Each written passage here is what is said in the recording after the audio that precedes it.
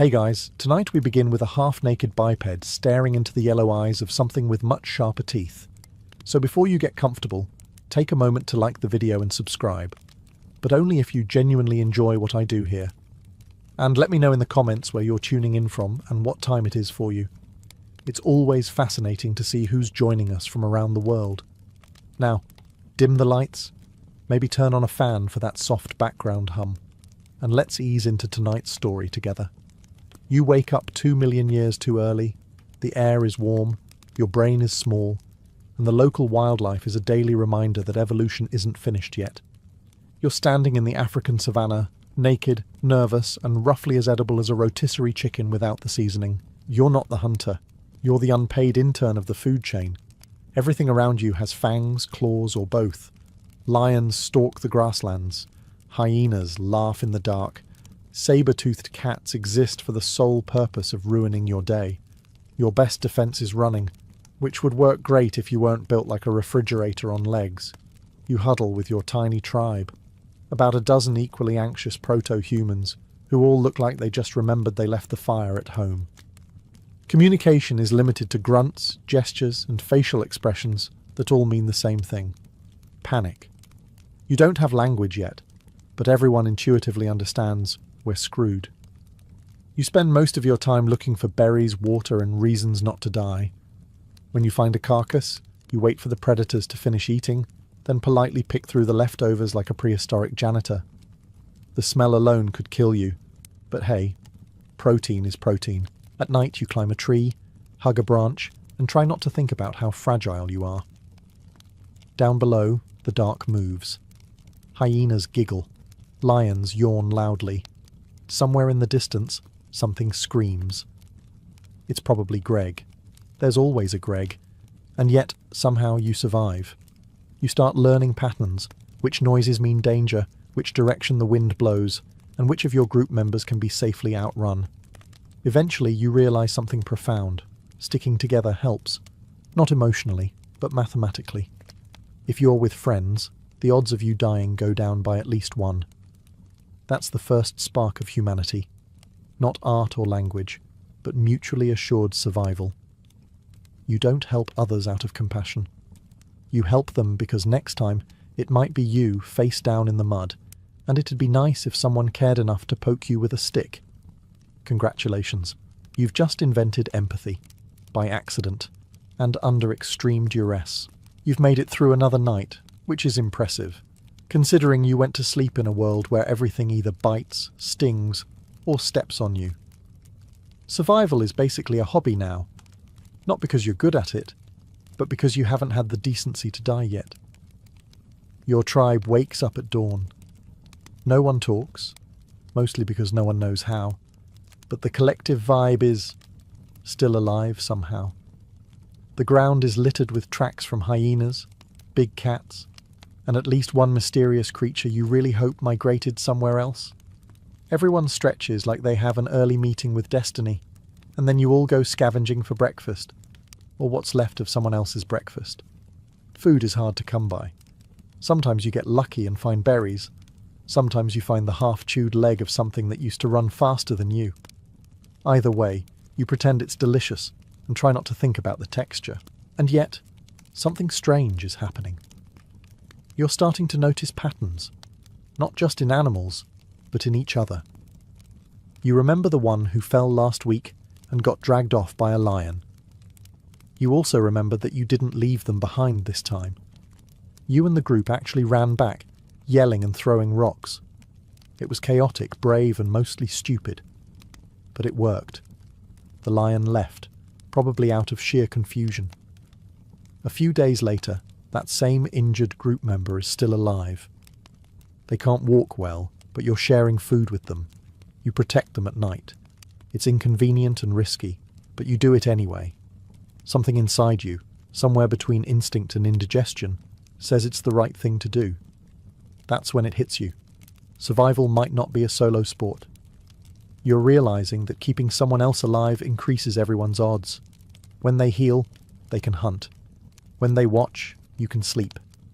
It's like teamwork, only louder and smellier. Soon, you'll be caring for the sick, feeding the wounded, and forming bonds deeper than hunger. It's not charity, it's evolution doing emotional blackmail. And just like that, saving others becomes humanity's most effective survival strategy. You didn't invent kindness, you just weaponized it.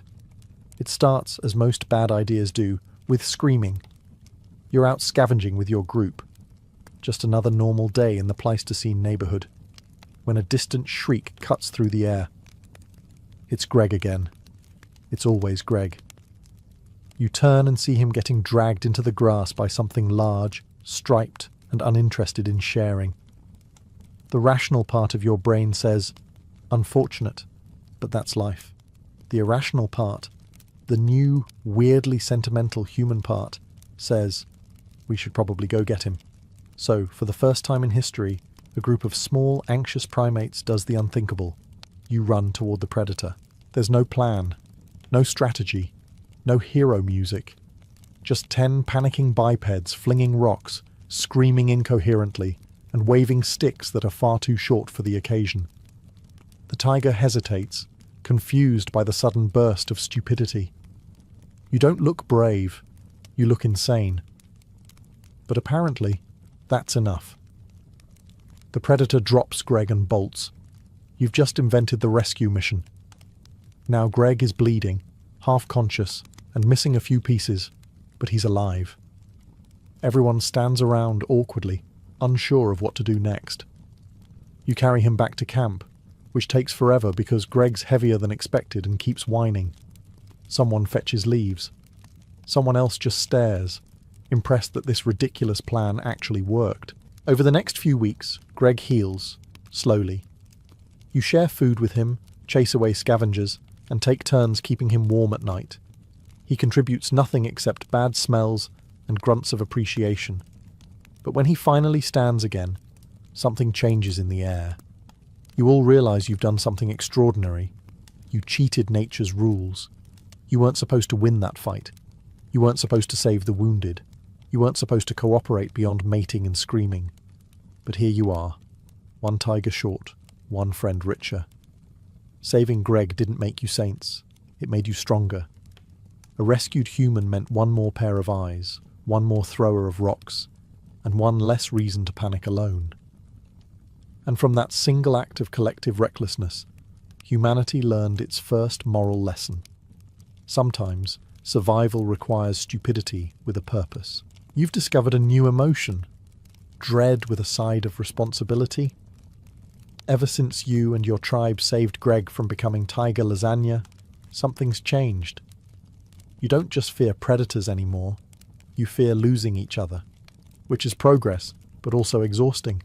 Now, every rustle in the tall grass feels personal.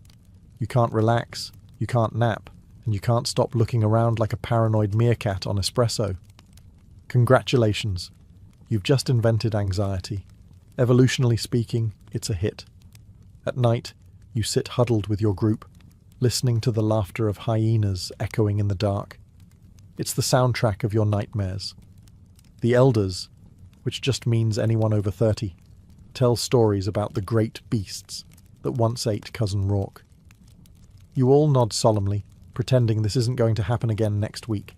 But now, instead of running in 10 different directions like terrified squirrels, your tribe actually plans. You start posting lookouts. You choose sleeping spots closer to cliffs and trees. Someone even suggests taking turns staying awake, and everyone agrees, as long as it's not their turn. That's the first night watch, and naturally it goes terribly. The lookout falls asleep 10 minutes in. Still, the idea sticks. Fear becomes organization. Organization becomes survival. You learn to recognize the shapes of predators by moonlight, their tracks in the dirt, and the faint, musky smell of "we're about to die." When someone shouts, "Lion," you don't scatter. You form a noisy semicircle of bravery and bad posture. It's not much, but it's something. The younger members practice throwing stones farther. The older ones discover that shouting together is surprisingly intimidating. And slowly, your tribe begins to master the one weapon no predator can counter: coordination. You haven't conquered fear, you've franchised it. Everyone gets a small share. It binds you, shapes you, and keeps you alive. You start realizing that being scared isn't weakness, it's strategy. Fear makes you alert. It keeps you from wandering off alone. It makes you care whether Greg gets eaten again. For the first time, you're not just surviving despite fear. You're surviving because of it. You don't know who first figured it out, but one day, someone threw a stick into the fire and realized it kept glowing instead of dying. And just like that, the food chain got updated. Congratulations. You've unlocked Fire, humanity's first subscription-based safety plan. At first, everyone's terrified of it. Fire hisses, spits, and eats anything it touches. But once you realize lions won't come near it, the whole tribe agrees it's worth keeping around. Suddenly, you're sitting by a small circle of light, while the world's apex predators glare from the shadows, probably filing complaints with nature's customer service. The campfire becomes your new god. You feed it, protect it, and stare into it like it's Wi-Fi. It's hypnotic. The crackle drowns out the night, the warmth makes the cold bearable, and the smell of smoke masks your usual wet mammal aroma. For the first time, you can sit without flinching at every sound. It's bliss. Primitive, flickering bliss. Then the politics begin. Who controls the fire? Who gathers the wood? Who gets to sit closest? Within hours, humanity invents two things: comfort and conflict. Someone decides they're in charge of fire management, and everyone else immediately disagrees. The group splits into factions, those who think it should burn brighter, and those who think it's fine the way it is. Welcome to the world's first committee meeting. Still, despite the arguing, something magical happens. You start talking. Not in words yet, but in noises, gestures, and dramatic facial expressions. You tell stories about hunts, storms, and the time Greg nearly got eaten again. You don't know it, but you've just invented storytelling, the ancient art of exaggerating things that barely happened. Around the fire, you become something more than a group of nervous apes. You become a tribe. You share food, warmth, and gossip. You laugh, or whatever prehistoric laughing sounded like. You start to feel connected, not just by survival, but by memory. The fire keeps predators away, but more importantly, it keeps you together. And as you sit watching the sparks float into the night, you realize the truth. It's not the fire that changed everything. It's the talking that started because of it.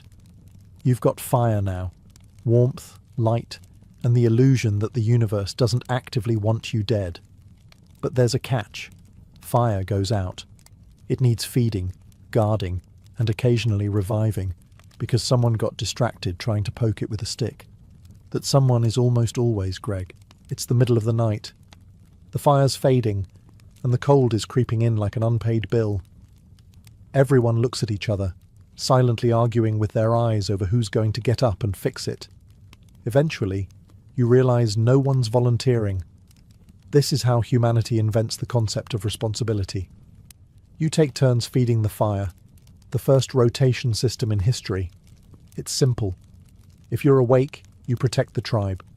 If you're asleep, you're the reason everyone's tense. At first it's chaos. People fall asleep on shift, forget to bring wood, or accidentally set small things on fire, like themselves. But slowly, the system starts to work. Then someone comes up with an even more radical idea: trust. You start to believe the others will actually do their part. When they say, "I've got it," you don't stay awake just to check. You close your eyes and let go. For the first time, you experience peace. Well, light paranoia with a side of warmth. Congratulations. You've entered the world's first social contract. You protect me, I protect you. No signatures, no laws, just mutual anxiety keeping everyone in line. It's civilization in beta form, unstable but functional. Soon, this unwritten agreement expands. You share food, divide tasks, and cover for Greg when he forgets to watch the fire again. You start recognizing patterns of fairness and betrayal. Someone eats more than their share. They get glares. Someone risks their life for another. They get respect, and maybe extra mammoth fat. Over time, these little exchanges form a primitive moral code. It's not about right or wrong. It's about balance. Do your part, and the tribe survives. Don't, and you get quietly lost on the next hunting trip. You think you've invented ethics. Really, you've just invented teamwork under threat of abandonment. But hey, progress is progress. It's one of those peaceful mornings, the kind where the air is calm, the birds are chirping, and you're wondering which direction death will come from today. The tribe is moving through tall grass, carrying sharpened sticks that you call weapons, and predators call snacks. Then it happens. A boar bursts out of nowhere and impales one of your group. Not Greg this time, miraculously, but someone you actually liked. The creature flees, leaving behind a bleeding mess of limbs and shock. The group freezes. The smart move is to leave him. The human move is not to. So you stay. You press leaves against the wound. You drag him back to camp, leaving a trail so obvious even a blind hyena could follow it. But you don't care. Somewhere between instinct and stupidity, you've made a choice. You don't abandon your own. That night, everyone sits by the fire, taking turns watching over the injured one. You feed him water. You clean the wound with whatever doesn't immediately sting. You even share food with him, which feels noble until you realize you're now hungrier than the patient. He groans, twitches, and occasionally glares at you like he regrets not dying. Still, he lives another day. Days turn into weeks. The wound starts to close. He starts walking again, slowly, but alive. The tribe cheers. You're proud, mostly because you weren't sure the experiment in medical care wouldn't just turn into waiting for decomposition. And as ridiculous as it all felt, something sacred has quietly formed. Loyalty. You've learned that blood spilled together builds bonds thicker than language. You know who will run into danger with you, and who will pretend to tie their sandals instead. This shared madness, risking your life for someone else's bad luck, becomes tradition. You fight together, you heal together, and when one falls, the others stand over them until the danger passes. It's not religion yet, but it's close. You didn't invent brotherhood out of love. You invented it out of necessity. But over time, the two started to look suspiciously similar. And so, through blood, panic, and poor risk assessment, you became a species that fights back, together. You used to think compassion was for the weak. Now you're realizing it's just another survival tactic that happens to feel nice. Somewhere between patching wounds and yelling at Greg for eating the emergency berries, your tribe has started doing something strange, caring on purpose. One morning, you find an elder lying by the river, too weak to stand. In nature's eyes, they're expired inventory. But instead of walking away, you give them water. Someone brings food. Someone else fans the flies away. You're not sure why. They can't hunt, can't fight, and their only contribution is unsolicited advice about rocks. Still, you do it. This becomes routine. You start checking on the sick, sharing leftovers, making sure the little ones don't wander into crocodile country. It's inconvenient, time-consuming, and statistically bad for your calorie balance. But weirdly, it works. The more people you keep alive, the more people there are to help you later. Compassion, it turns out, has excellent return on investment. Soon, your tribe develops a whole caregiving system. Someone tends the fire. Someone watches the injured. Someone, usually you, gets stuck running errands for both. The tribe isn't just surviving anymore. It's maintaining itself. Congratulations. You've just invented basic healthcare without paperwork. Of course, not everyone's thrilled. Some argue that keeping the weak alive attracts predators. Others point out that compassion takes valuable time away from rock throwing and mammoth avoidance. You nod, pretend to agree, and then sneak back to feed the old man anyway. You can't explain it, but it feels right. One night, as you sit by the fire, the elder you helped mumbles a few sounds, something soft, grateful, maybe even affectionate. You don't understand the words, but you understand the feeling. You're connected. That's the real upgrade. Empathy as software. It doesn't make you faster or stronger. It just makes you better together. Predators may still hunt you. Hunger may still stalk you. But now, when one of you falls, the others reach out. Not because they have to, but because they can. And that, surprisingly, might be the first moment in history where being human didn't feel like a punishment. You've spent most of your life as walking protein. Everything with teeth has tried to eat you at least once. But lately, something's shifted. The predators are hesitating. The lions watch from a distance. The hyenas laugh less. Even the saber-toothed cats seem unsure if the effort is worth the chew. You and your tribe aren't faster or stronger or smarter, not yet. But you've discovered the one evolutionary superpower that changes everything. Spite. When one of yours gets attacked, you don't run. You grab sticks, stones, and anything vaguely throwable, and you chase the predator away, loudly, chaotically, and with the energy of a toddler defending their snack. Sometimes it works. Sometimes you just make the predator deeply uncomfortable. Either way, you've invented revenge. Soon, the other species start noticing. The big cats realize that attacking a human means getting swarmed by 10 screaming bipeds throwing rocks, like they're auditioning for a band called Panic and Stones. You're not a prey animal anymore. You're an inconvenience. The dynamic flips. Lions stop hunting near your camp. Hyenas circle from farther away. Even vultures look frustrated. Nature, it seems, didn't account for the power of organized stupidity. The real turning point comes when you kill your first predator. You don't mean to. You were just overcompensating. But there it is. A dead leopard, its body surrounded by sticks, bruises, and confused humans realizing what just happened. The tribe drags the carcass back to camp and stares at it for hours. It's part horror, part pride, part, should we eat this? Someone eventually says yes, and history's first poorly cooked revenge meal is served. It tastes terrible. But victory? Victory tastes good. From that day on, predators have a new problem. You bite back. You're still small, fragile, and slightly dumb, but now you're dangerous in groups. You've changed the game, not through strength, but through audacity. You don't know it yet, but this is the first crack in the natural order.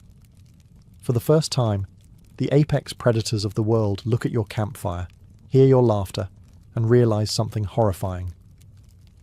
Dinner has developed teamwork. The days belong to you now. Mostly. You can walk the plains without constantly assuming your obituary is being written in paw prints. But the nights? The nights are still terrifying. Darkness is where nature hides its horror movie budget. The moment the sun dips, the temperature drops, and everything that didn't eat during the day comes looking for a midnight snack. That snack, as always, is you. So, you adapt. Your tribe builds fires around the sleeping area, glowing circles of safety that keep the dark at a polite distance. The flames pop and crackle, throwing strange shadows on the rocks. The air smells of smoke, sweat, and nervous optimism. You've learned the hard way that the universe doesn't do refunds, so you keep your guard up. The tribe assigns watch duty. You take turns sitting by the fire, staring into the void, and trying not to imagine how close death is. It's peaceful for about 5 minutes. Then your brain starts composing every possible way things could go wrong. Welcome to the first documented case of night shift anxiety. You sit there clutching a half-burnt stick, listening to the rustling grass. Every sound is suspicious. A twig snaps. Probably wind. Another sound, definitely not wind. You squint into the dark, heart pounding, trying to see what your instincts are already screaming about. Nothing happens. Hours pass. Your eyes burn. You've learned that vigilance feels exactly like insomnia. Sometimes you hear growls in the distance. Sometimes glowing eyes flash beyond the firelight, watching, calculating. But they don't come closer. You realize the fire isn't just light. It's a warning sign. It says, this food bites back. Eventually, you're relieved by the next watcher, someone equally miserable and half asleep. You lie down, curling near the warmth, knowing someone else is now responsible for your continued existence. It's oddly comforting. You've built something resembling trust, or at least a shared sense of dread, and that's how humanity conquered the dark. Not with courage, but with insomnia and teamwork. When the sun rises, you wake to birdsong and ash, alive again. You look at your tribe, tired, smelly, but still here, and realize something profound. Safety, it turns out, isn't the absence of danger. It's just taking turns worrying about it. You like to think you invented teamwork, but then you meet the Neanderthals. Stockier, stronger, and suspiciously better at surviving winter, they make you look like the off-brand version of humanity. They're the older cousins who went to trade school while you were still figuring out how to sit by the fire without burning your knees. At first, you think they're intimidating. Broad shoulders, big skulls, those deep-set eyes that say, "I could bench press you." But then you notice something unexpected. They care for each other, genuinely. Not just the usual, "don't die because I need your help" type. Actual, long-term emotional investment. It's unsettling. You find an injured one once, limping along with a crude wooden crutch. His legs bent in a way legs shouldn't be. And yet, he's alive. His tribe feeds him, shelters him, and makes sure he doesn't get left behind. You stare, wondering how a creature capable of crushing rocks with its forehead can also practice compassion. It's like watching a bear knit. As time goes on, you see more signs.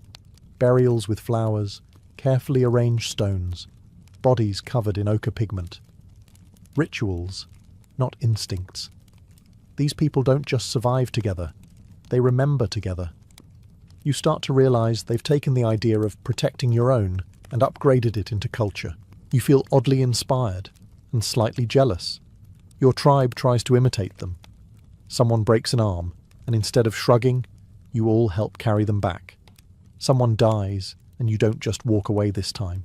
You pile rocks over the body, clumsy but deliberate. You don't fully understand what you're doing, but it feels like respect. The Neanderthals show you something profound. Survival doesn't just mean breathing. It means being seen, remembered.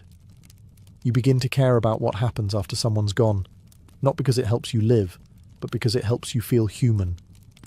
You'll never admit it, of course.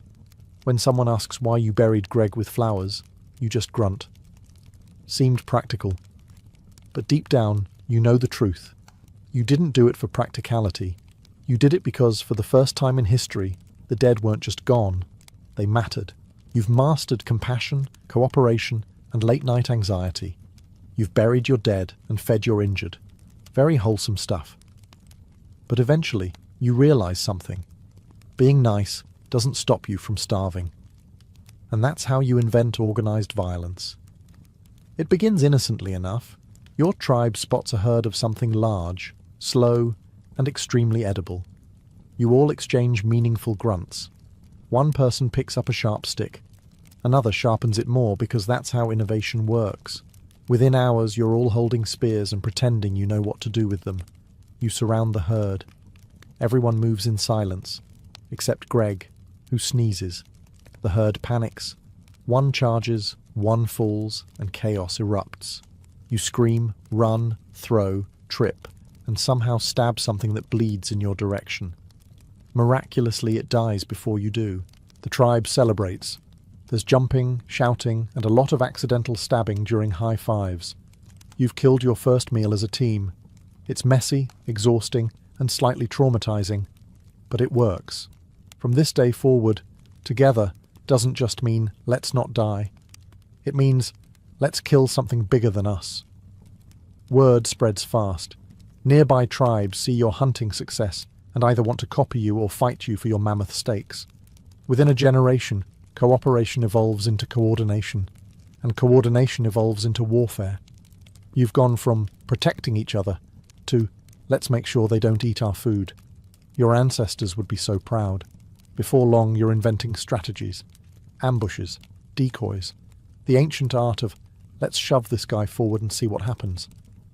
Everyone suddenly has opinions on leadership, and nobody listens to anyone else. Still, You win more often than you lose. That's progress.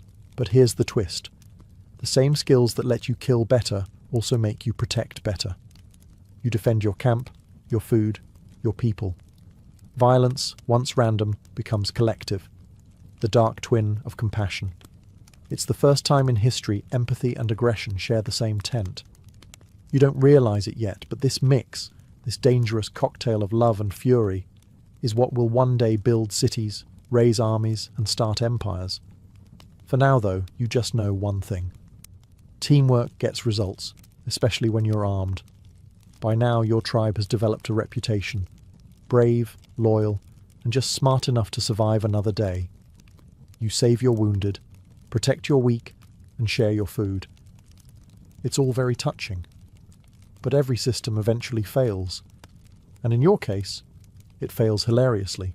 It starts when you decide to rescue someone you shouldn't. Maybe it's a stranger. Maybe it's Greg again. It's probably Greg. He's injured, loud, and bleeding enough to make you a walking neon sign for predators. You drag him back anyway, because you've decided kindness is your brand now. That night, the scent of blood attracts something big, something with claws. The fire flickers as you hear it circle, patient, quiet, and very interested in Greg's leg. Your tribe panics. Half grab weapons, half grab each other. For 30 seconds, civilization teeters on the edge of extinction again. Eventually, you scare it off, but not before realizing a painful truth. Compassion has side effects. Saving the weak makes the group slower. Feeding the sick drains your supplies. Sometimes you risk everyone for one person who contributes nothing but new reasons to stay awake at night. You start arguing. The group splits into two factions, team empathy and team efficiency. One side insists every life is sacred, the other side quietly sharpens rocks. Meetings get tense.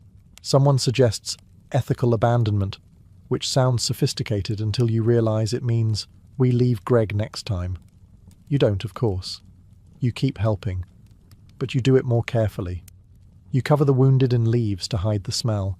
You rotate guards. You invent the first rule of survival ethics. Be nice, but not suicidal. Over time, you learn balance. Compassion isn't about saving everyone. It's about saving the tribe. Sometimes that means helping. Sometimes that means running faster. You become pragmatic, philosophical even.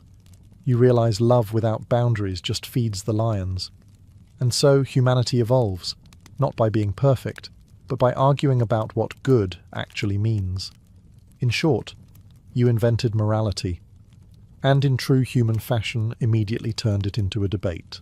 You'll be proud to know we've kept that tradition going ever since.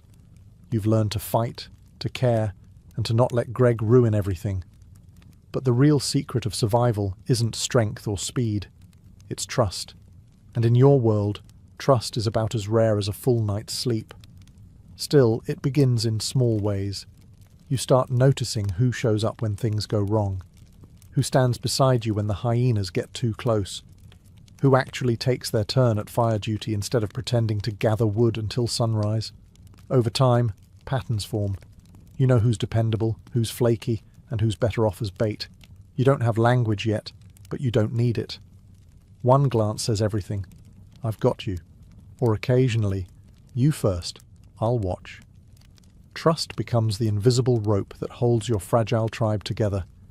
And like all ropes, it occasionally snaps. Because the moment you start trusting people, they start disappointing you. Someone eats more than their share.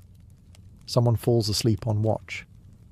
Someone definitely lies about how much mammoth they contributed. And yet, you forgive them. Mostly because you need them. Civilization, as it turns out, is built on strategic forgiveness. Then comes the real test. One day you're far from camp, scouting for water when a predator ambushes you. You run, stumble, and fall. Because of course you do. You brace for the end. But instead of leaving, your companion turns back. They scream, wave their arms, and throw rocks until the predator retreats. You live. That night, as you sit by the fire, you look across the flames and lock eyes with the person who risked their life for you.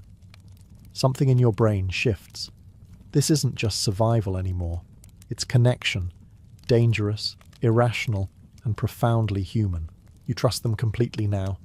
You'd share food with them, watch their back, maybe even forgive them if they stole your favorite stick. That's how tribes turn into families, not by blood, but by shared near-death experiences. Trust, you realize, is the first luxury you've ever earned. It makes the cold warmer, the fear quieter, and the future slightly less impossible. And in a world full of things trying to eat you, that's close enough to love.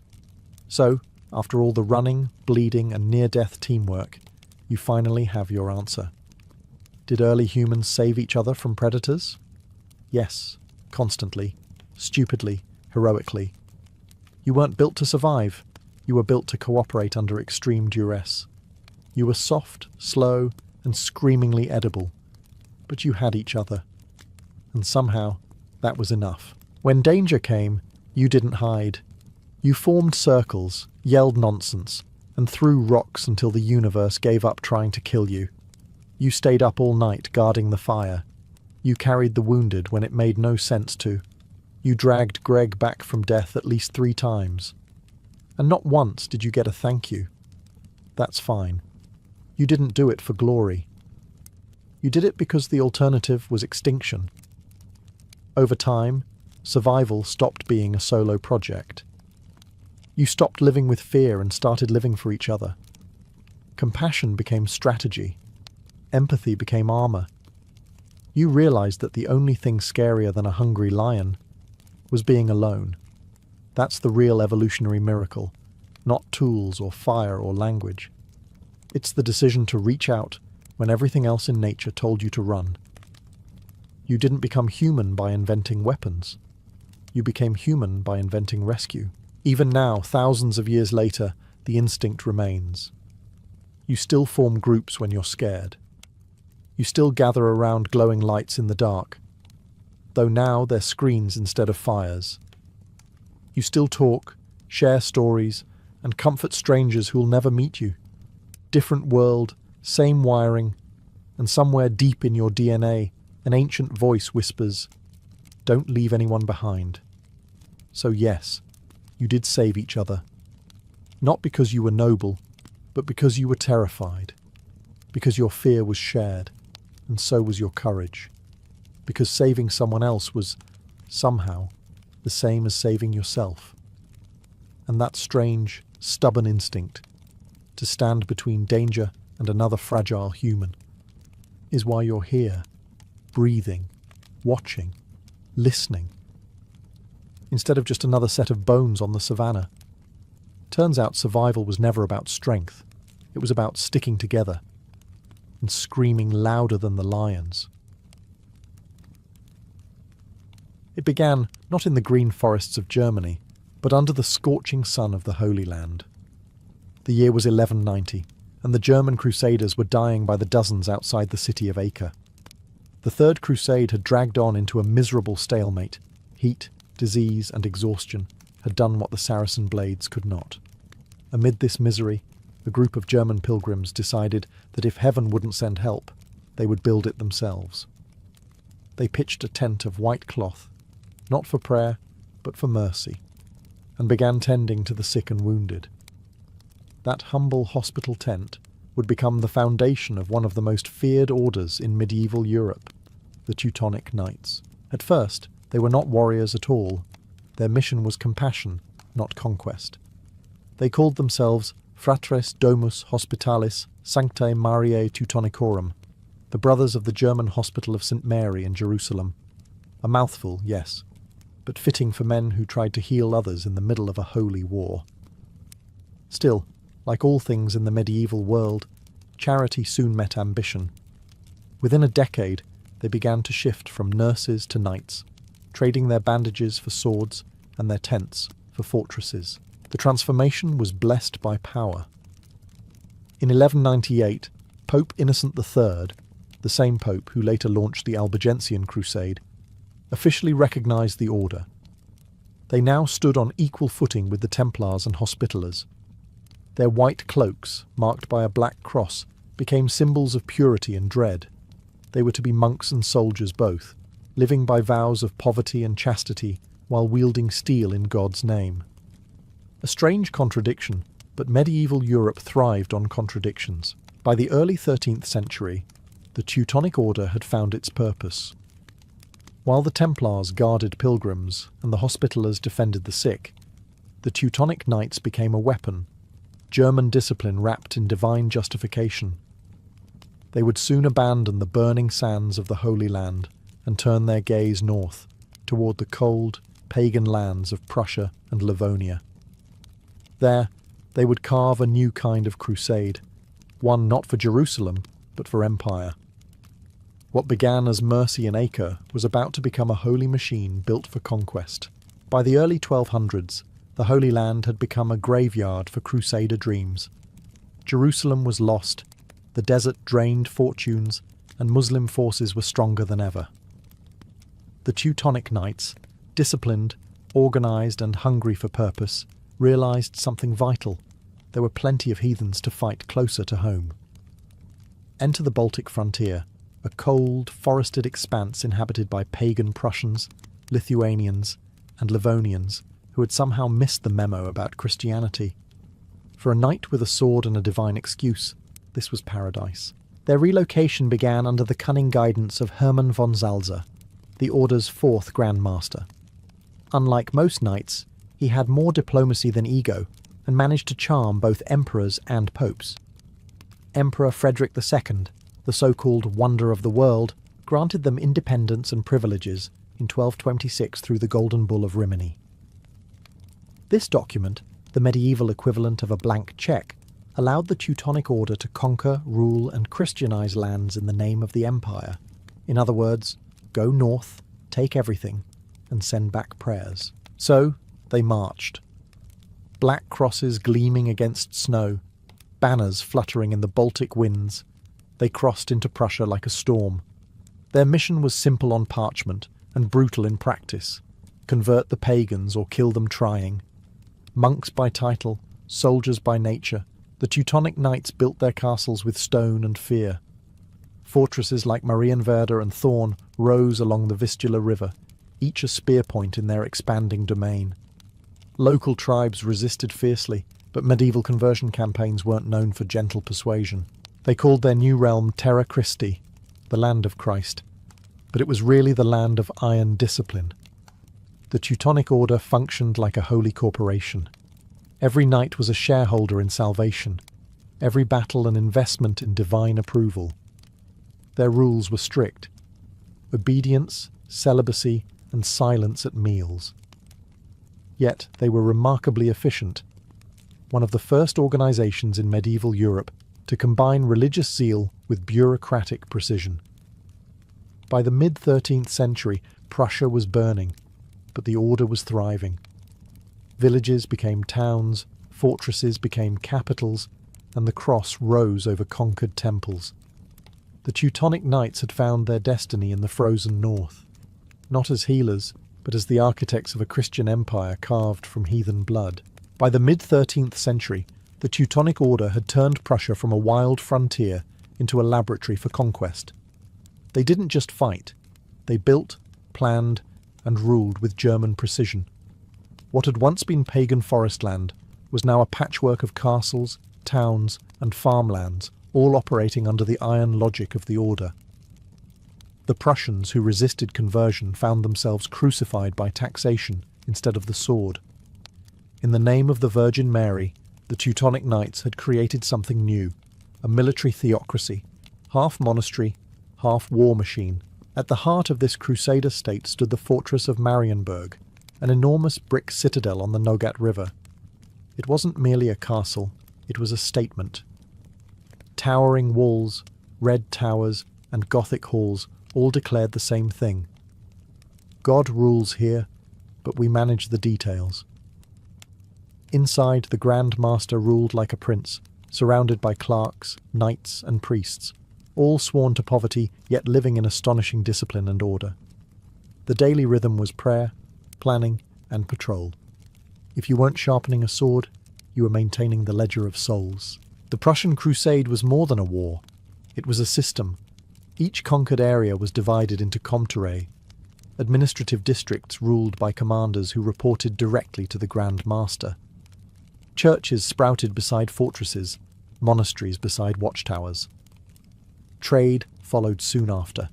Amber, timber, grain, and furs began flowing through Teutonic ports like Danzig and Königsberg. The Order had transformed warfare into a form of statecraft. Their soldiers prayed like monks, fought like mercenaries, and governed like accountants. Yet beneath this organised piety simmered arrogance.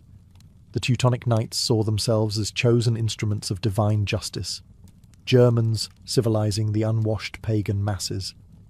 To locals, they were conquerors in cloaks, not saviours.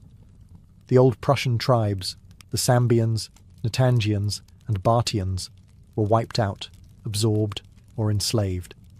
But to the knights, it was holy arithmetic. One less heathen, one more Christian. By the 1300s, their power was unmatched in the Baltic. They had outlived the Templars, eclipsed the Hospitallers, and turned a failed crusade into a functioning empire.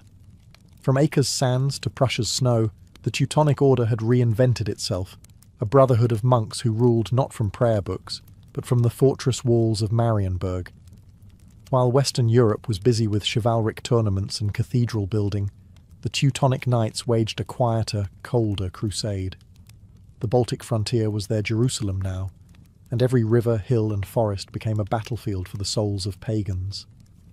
Lithuania, Livonia and Samogitia were not just names on a map, they were spiritual targets. To the knights, this was God's unfinished business. To the locals, it was colonization with a halo.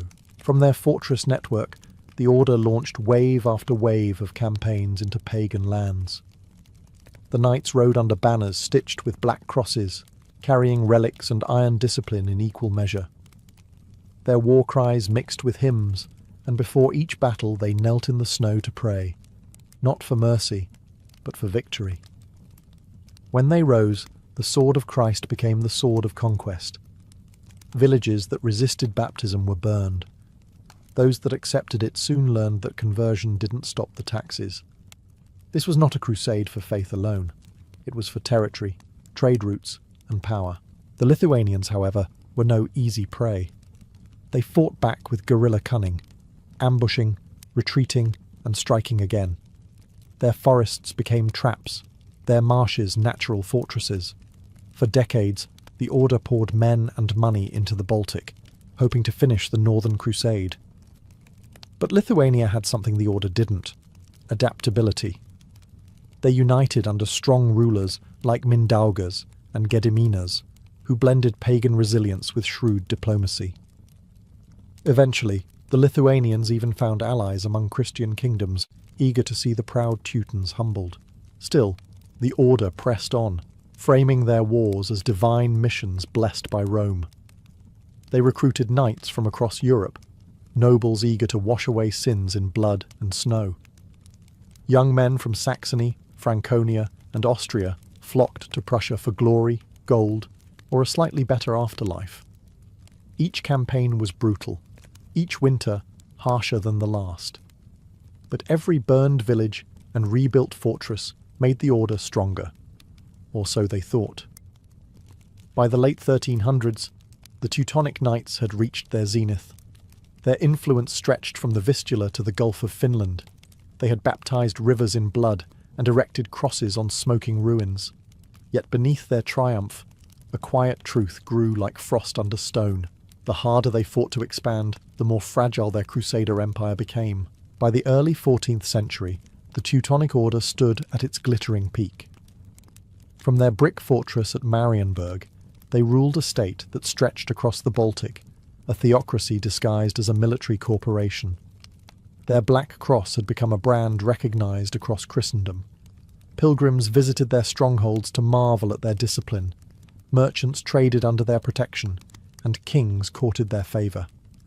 Even popes whispered blessings for their holy efficiency. For a brief cold century, the Order looked unstoppable. Marienburg itself was a marvel, a cathedral of brick, iron, and order.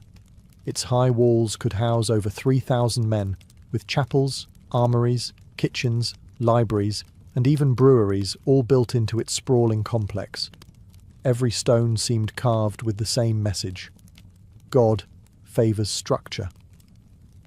The Grand Master ruled from the high castle, wearing armour beneath his robes, and presiding over councils that decided everything from fort construction to grain taxes.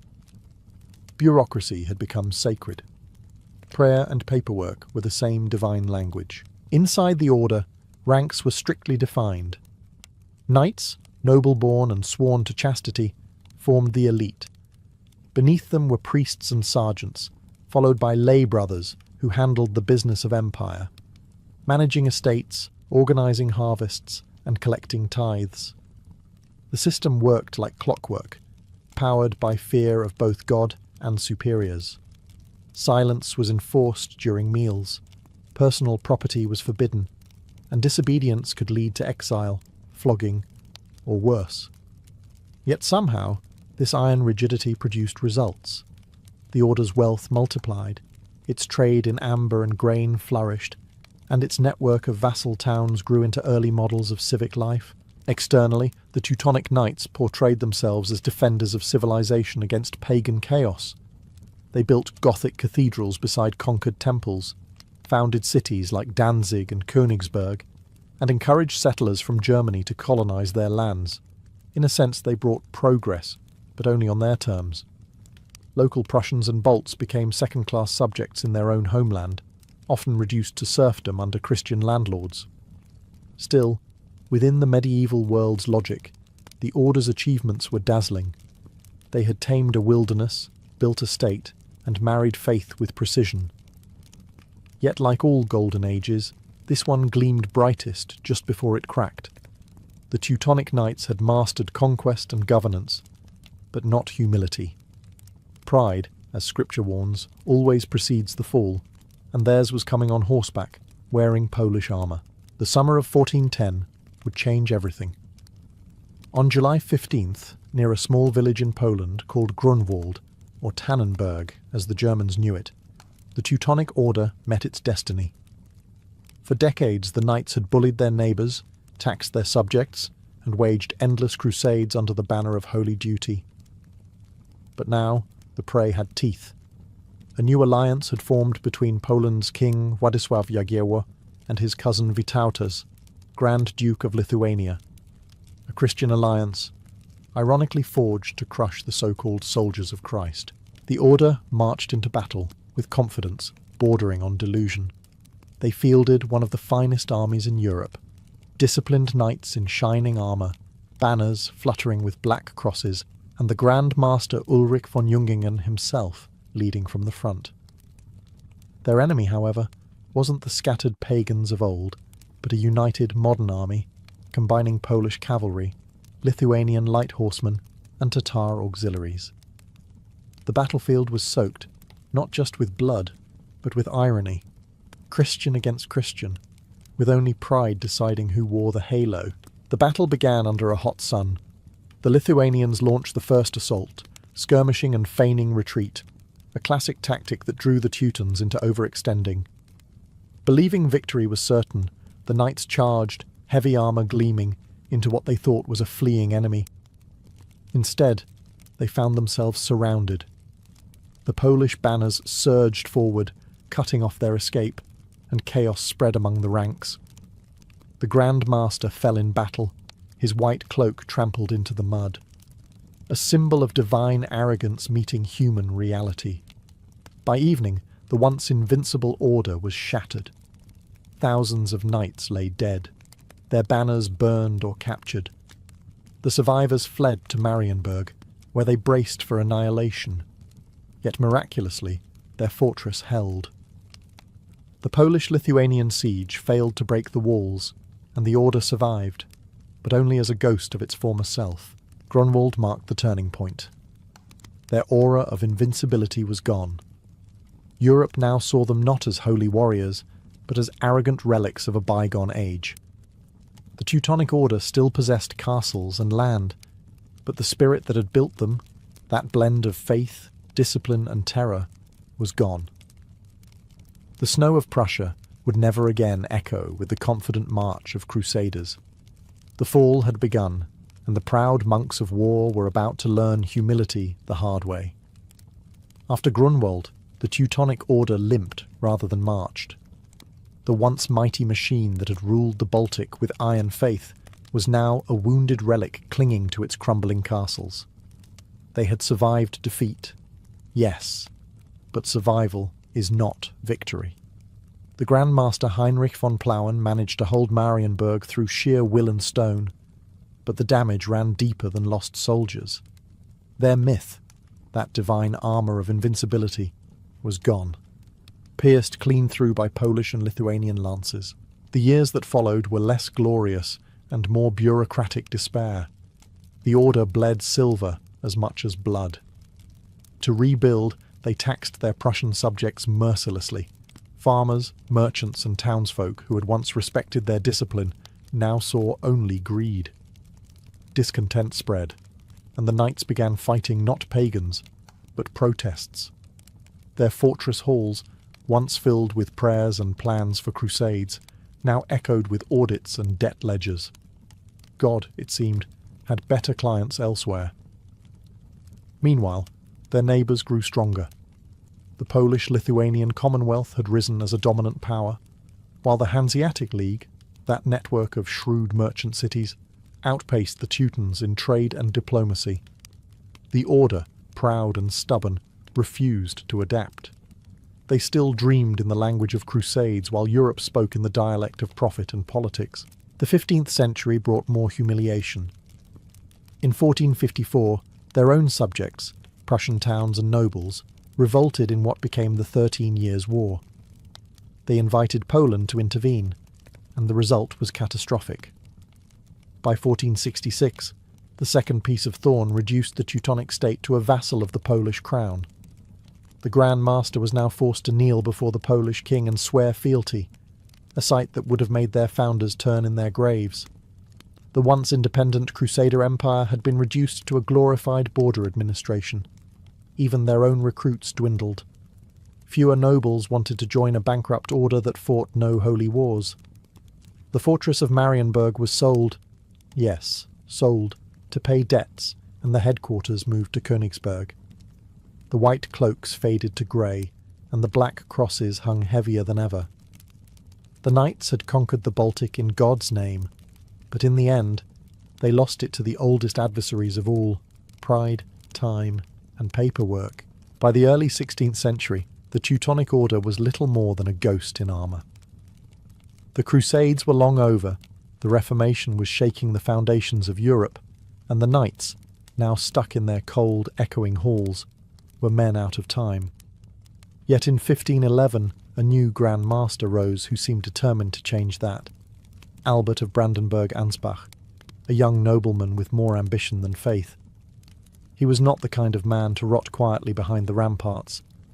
Albert wanted to revive the order, or at least save what could still be salvaged. But the timing couldn't have been worse. The Protestant Reformation had just burst across Germany like wildfire. Martin Luther was tearing down the old world with sermons instead of swords, and suddenly, vows of chastity and obedience didn't seem quite so fashionable. The idea of a monastic military order ruling land in God's name felt as outdated as bloodletting and astrology. Albert, to his credit, saw the writing on the fortress wall. He began negotiations with Poland, but pride and politics twisted the talks into knots. The Polish king, Sigismund I, demanded obedience, the same humiliating vassalage that had already broken Albert's predecessors. So, the young Grand Master did something no one expected. He betrayed the very foundation of the order. In 1525, under the advice of Martin Luther himself, Albert publicly renounced his monastic vows, embraced Lutheranism, and transformed the Teutonic lands of Prussia into a duchy, a secular state under Polish suzerainty. The Teutonic Knights were no longer monks of war. They were now landlords. On April 10, 1525, in Krakow's market square, Albert knelt before King Sigismund and performed the infamous Prussian homage. In exchange for loyalty, he was allowed to rule Prussia as Duke, the first Protestant ruler of a Protestant land. To the old knights, it was heresy. To the modern world, it was pragmatism. The Black Cross had finally become a political emblem rather than a divine one. And so, after more than 3 centuries, the Teutonic Order's Crusader state officially ended. What began as a hospital in the desert and grew into an empire of swords had dissolved into a duchy of paperwork and politics. Albert had saved the name Prussia, but buried the order that built it. When the dust settled after 1525, the Teutonic Order was finished as a sovereign power. Yet, like all good medieval legends, it refused to die quietly. The knights who did not follow Albert into Protestantism regrouped within the Holy Roman Empire, where they became more symbolic than sovereign, keepers of memory rather than makers of history. Their fortresses were gone, their armies disbanded, but their legend, the White Mantle, the Black Cross, the image of holy order through discipline, lived on long after their swords rusted.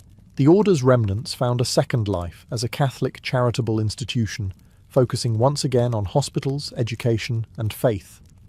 Ironically, they ended where they began, not as conquerors, but as caretakers. Based in Vienna, the reformed Teutonic Order survived through the centuries, a faint echo of its crusading past. Their grand masters were now aristocrats, priests and administrators, wielding pens instead of lances.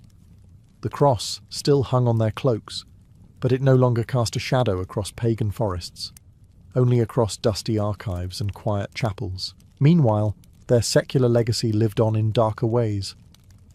The Duchy of Prussia that Albert created became a seed that would eventually grow into the Kingdom of Prussia, and from there into the German Empire itself. The Teutonic spirit, disciplined, militarized, and convinced of divine destiny, found new forms in Prussian kings and generals centuries later. The Black Cross, once stitched on Crusader banners, would reappear on Prussian medals and even on the Iron Cross of later German armies, a haunting reminder that ideas, once forged, are hard to bury. To historians, the Teutonic Order remains a paradox. Devout monks who built fortresses, holy men who ruled like emperors, and idealists who turned faith into an industry. They were the embodiment of medieval contradictions, both civilizers and destroyers, scholars and soldiers, confessors and conquerors. In their rise, one sees the genius of organization, in their fall, the folly of hubris. Even now, their castles still stand, red brick against grey skies, relics of a world where prayers were written in Latin and enforced with steel. The Teutonic Order may have vanished as a state, but its shadow lingers over every stone of the Baltic, a ghostly reminder that faith and power, once entangled, rarely part without blood. In the medieval world, wealth wasn't hidden behind castle walls. It strutted proudly down the great halls, shimmering in candlelight. Every robe, jewel, and goblet was a declaration, a wordless proclamation that said, "I am not like you." For nobles, luxury was never mere indulgence. It was politics made visible, a living performance of hierarchy and divine favour. God might have placed them above the peasants, but it was silk, silver, and ceremony that kept them there. When a noble entered court, he did not simply arrive, he appeared. His clothes spoke before he did. A tunic embroidered with gold thread could cost the same as a farmer's yearly harvest. Cloaks lined with ermine or sable whispered of power even before a word was spoken. For ladies, the layers of brocade and velvet weren't just decorative. They were armour in the war of status. Their gowns could weigh over 10 pounds, glimmering with imported dyes like Tyrian purple or Venetian crimson, shades forbidden to commoners by sumptuary laws. The colour of one's sleeve, quite literally, separated the born to rule from the born to serve. But fashion was only one act in the performance. Every item in a noble's home was a prop in the theatre of prestige. Silver platters reflected candlelight like halos, chalices sparkled with gemstones, and walls were hung with tapestries so thick they muffled the cold. Even the furniture was designed to remind guests of rank, raised seats for nobles, benches for everyone else. A noble's hall was less a living space and more a stage where power was rehearsed daily. And then there was scent, an invisible luxury. While peasants smelled of fields and smoke, nobles doused themselves in imported perfumes from the east. Their gloves were soaked in ambergris or rose oil. Their rooms burned with incense so rare it was worth more than gold by weight. To smell expensive was to be expensive. To a peasant ploughing the fields, this level of opulence seemed almost divine, proof that nobles were chosen by heaven. But to the nobles themselves, it was survival. Every thread and gemstone helped secure alliances, command respect, and maintain the illusion that they were born of a higher substance. In the medieval world, luxury wasn't vanity. It was strategy, the costume of power. To step into a medieval royal wardrobe was to step into another universe, one stitched together from gold, silk, and unspoken hierarchy. Every fold of fabric carried meaning. Kings and queens didn't just wear clothes, they wielded them like weapons. A monarch's wardrobe was as important as an army, perhaps more so because it conquered hearts before swords ever clashed. Take the robes of coronation, for instance. These weren't simple garments but sacred relics in motion. They shimmered with real gold thread, woven by Italian or Flemish craftsmen whose work was worth more than their weight in coin. The linings were mink, squirrel, or ermine, creatures sacrificed so royalty could appear untouched by earthly filth. Each gem sewn into the fabric symbolized virtues they rarely practiced: justice, mercy, piety. When a king sat upon his throne draped in that brilliance, no one saw the man, only the myth. Queens, meanwhile, turned fashion into diplomacy.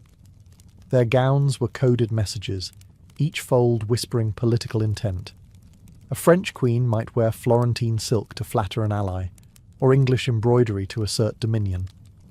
Necklines rose and fell according to virtue or vanity, sleeves ballooned into absurd dimensions, and girdles gleamed with imported pearls from the east.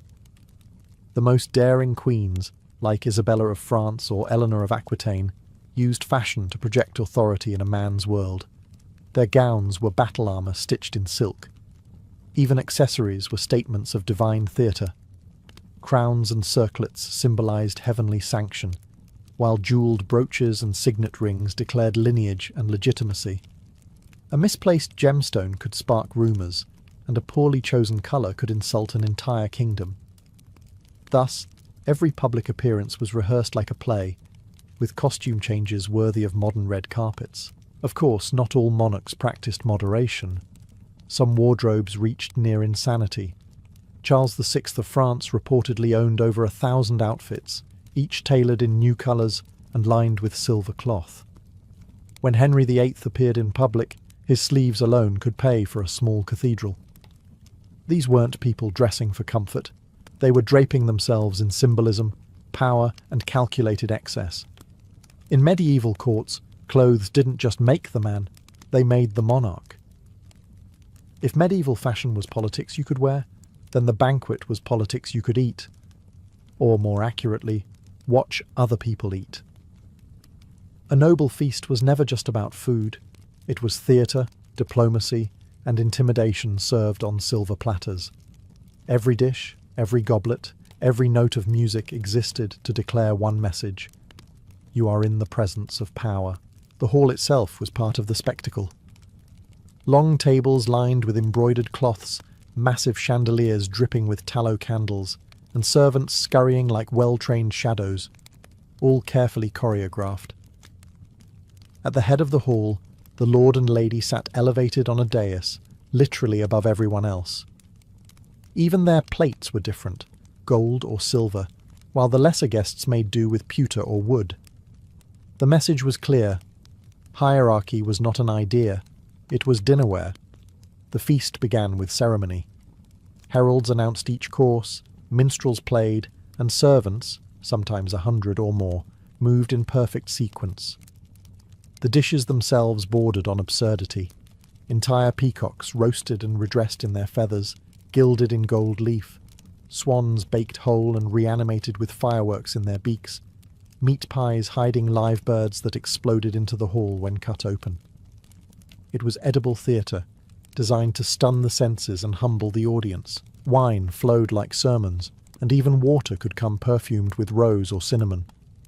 Spices such as saffron, cloves, and nutmeg were the medieval equivalent of brand logos, rare imports from Asia that screamed wealth. Only the elite could afford to turn a simple stew into an aromatic display of global trade. Eating was not just pleasure, it was proof of influence.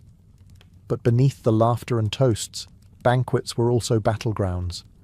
Seating arrangements could make or break alliances. Being placed too far from the host was a public humiliation. Being too close could be a trap of expectation. Every glance, every sip, every offered morsel carried political weight. Nobles didn't just digest food, they digested opportunity. By the end of the night, when the last course of candied fruit and spiced wine was cleared away, reputations had been built or broken. The host's glory was measured not in calories, but in whispers. How long people talked about the feast afterward. In the medieval world, you didn't dine to live, you dined to rule. Medieval castles were not just fortresses, they were stone manifestos. Every tower, tapestry, and stained glass window shouted one message to all who approached. This is power made permanent. While peasants huddled in timber huts and wiped soot from their ceilings, nobles lived in literal theatres of stone. Castles were designed not merely to defend, but to impress. Monuments to divine right, personal vanity and generational ambition. The approach alone was psychological warfare. Visitors would cross moats, gates, and winding paths that forced them to look up, always up, toward the looming walls and towers. It wasn't just architecture, it was submission training. Even the smallest detail served hierarchy. A noble's private chamber had arched ceilings, imported tiles and glass windows. A luxury so rare that entire villages might live without ever seeing one. Each pane, each gargoyle, each carved column whispered, "You cannot touch this world." Inside, the grandeur intensified. The great hall was the castle's soul, a multi-purpose arena for feasts, diplomacy, and displays of dominance. Tapestries the size of houses hung from the walls, depicting biblical scenes or family victories, partly to inspire awe, and partly to block the cold drafts that reminded everyone they still lived in a giant rock. Floors were strewn with rushes mixed with herbs like lavender or mint to disguise less divine odours, and the air shimmered with smoke from beeswax candles, the medieval equivalent of scented luxury. Private rooms told their own stories. Four-poster beds draped with silk or velvet served not only for sleeping, but for spectacle. The bed itself was a symbol of rank. In many courts, guests were received not in throne rooms, but in the lord's bedchamber, a sign of intimacy and superiority that blurred lines between domestic life and royal ceremony. Even the latrines could be lavish, with carved wooden seats and views of the countryside, because nothing said nobility like comfort in the most undignified moments. Castles were also laboratories of indulgence. Courtyards contained gardens of imported roses, fountains shaped like saints, and menageries filled with exotic animals, lions, falcons, even bears, depending on the owner's ego. The medieval elite didn't just live in castles, they performed in them. These stone giants were less about safety and more about spectacle. Fortresses built not to keep people out, but to keep admiration in. In the medieval imagination, light was divine, and the wealthy made sure they sparkled accordingly. To shimmer was to show grace, to gleam was to prove favour from God.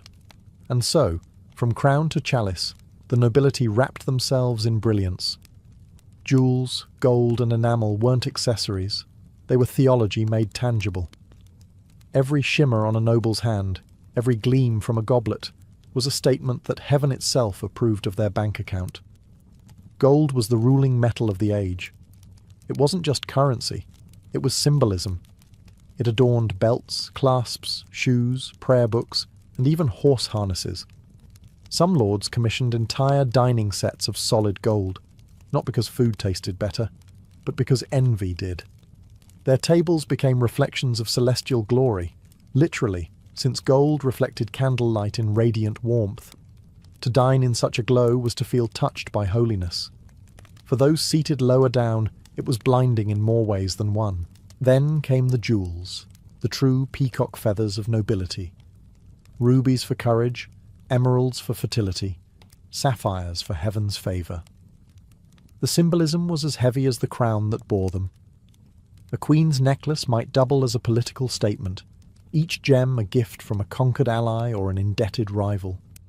Even rosaries and crucifixes dripped with gems, because in medieval logic, devotion looked best in diamonds. The line between piety and pride blurred until no one could tell the difference. Not to be outdone, churches became showrooms of noble generosity.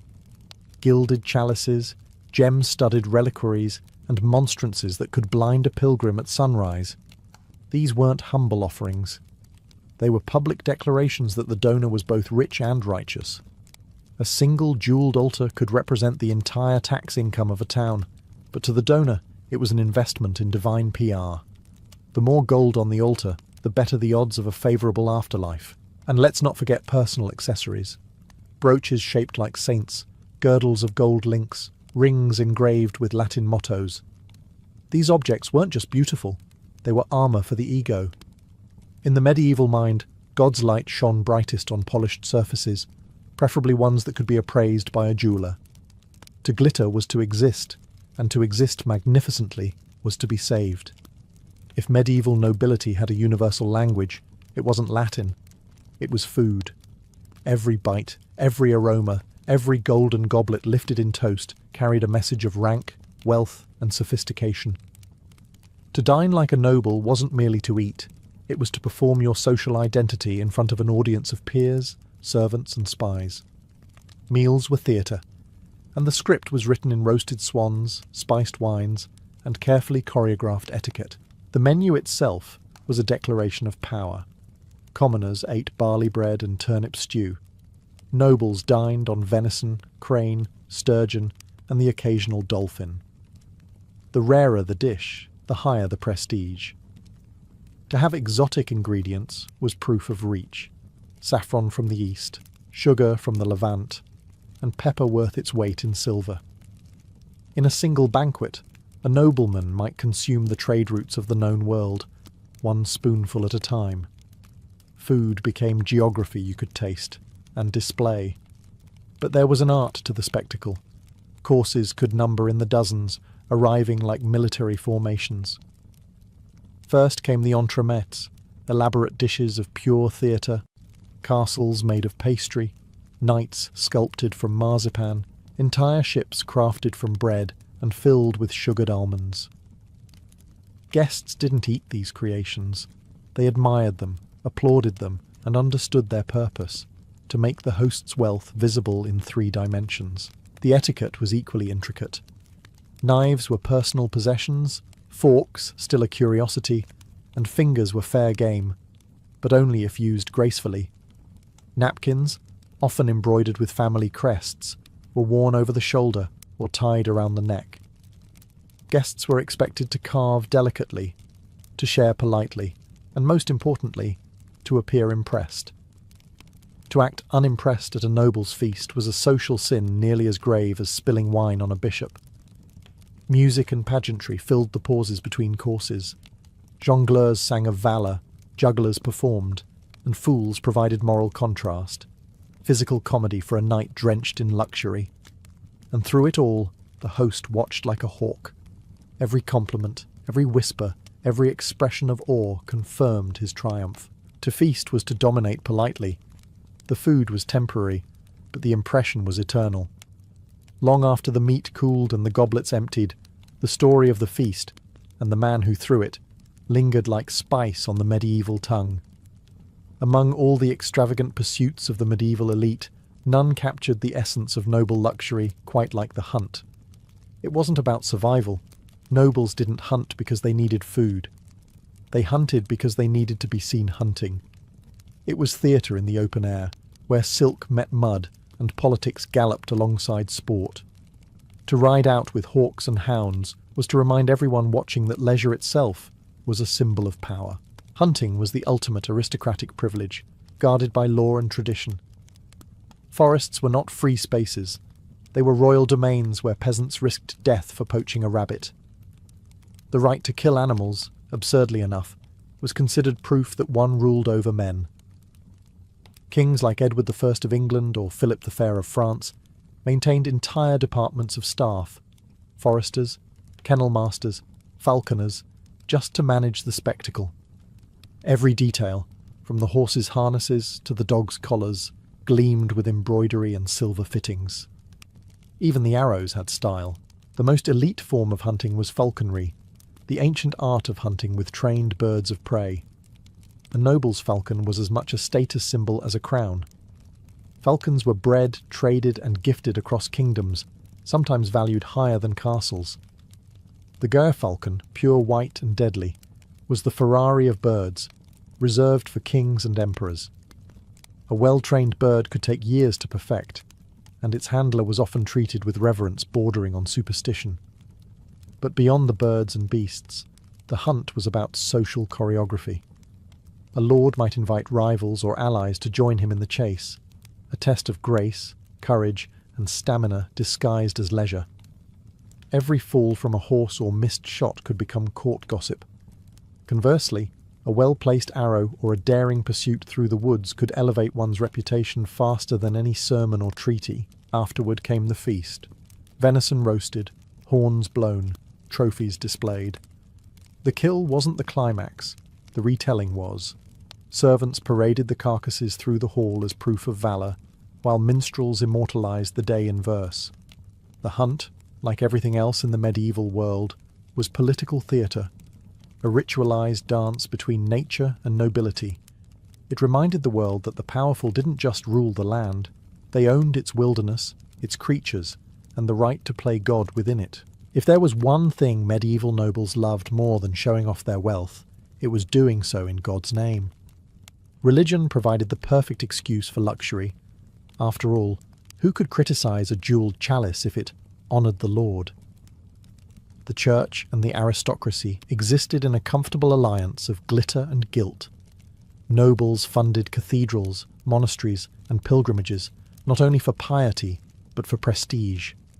Every golden altar and embroidered cope was a reflection of their generosity, and, conveniently, their bank accounts.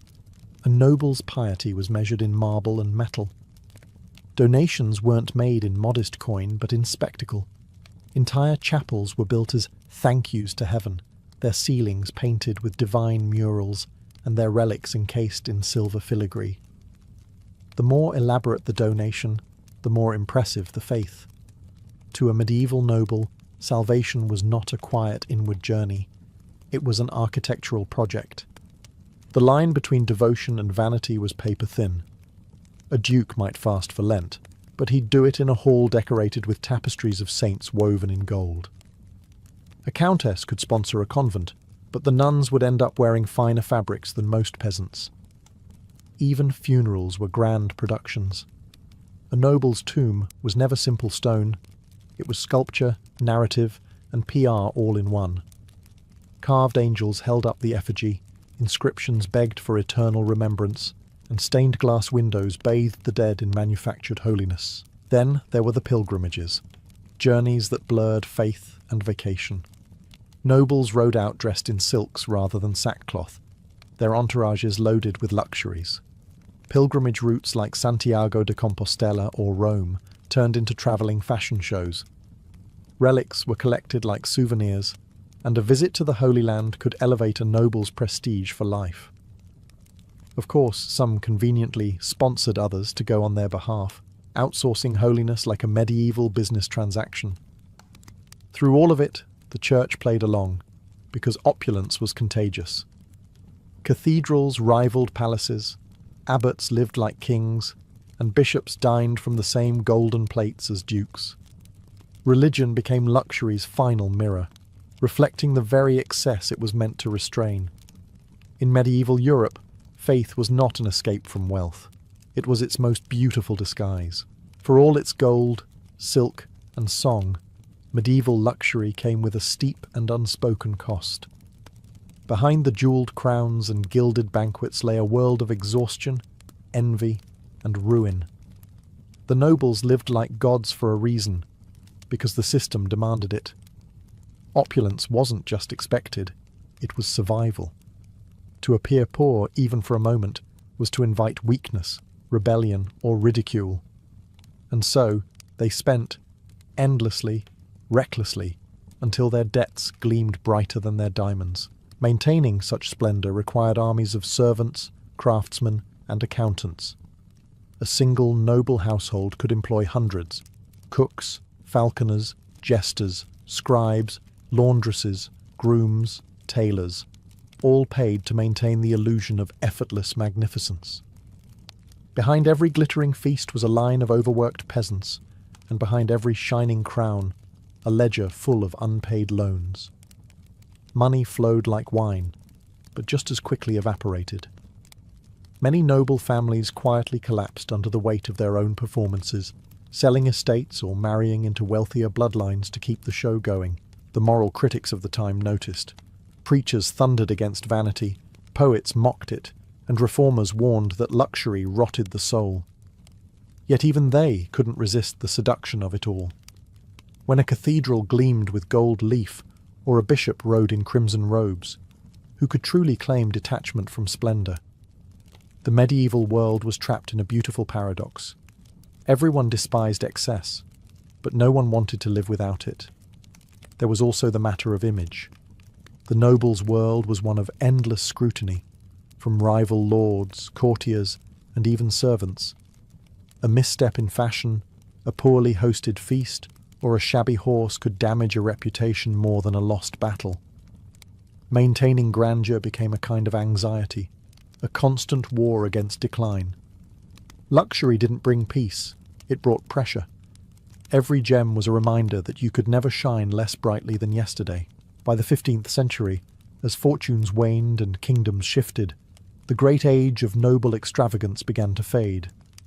Yet its spirit lingered, in palaces, in royal courts, and eventually in the halls of empire. The medieval elite had turned life itself into art. Glorious, unsustainable art. Their gold may have tarnished, their castles crumbled, but their legacy of splendor still glitters faintly in every chandelier, every crown, every dream of power dressed in velvet. It began, ironically, with poverty.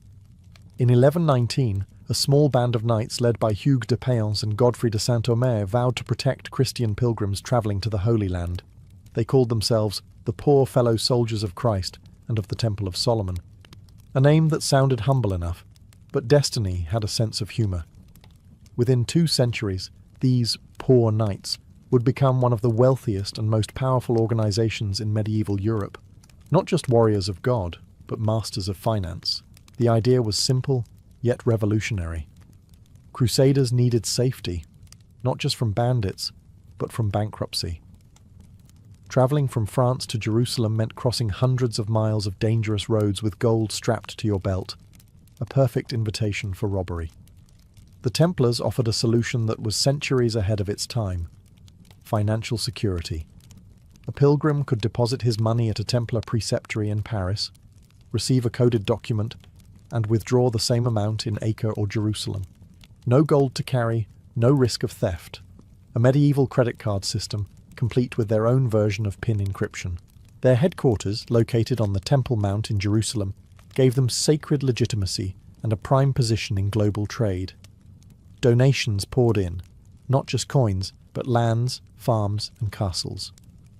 Nobles eager to fund crusades and secure heavenly credit handed over entire estates to the Templars.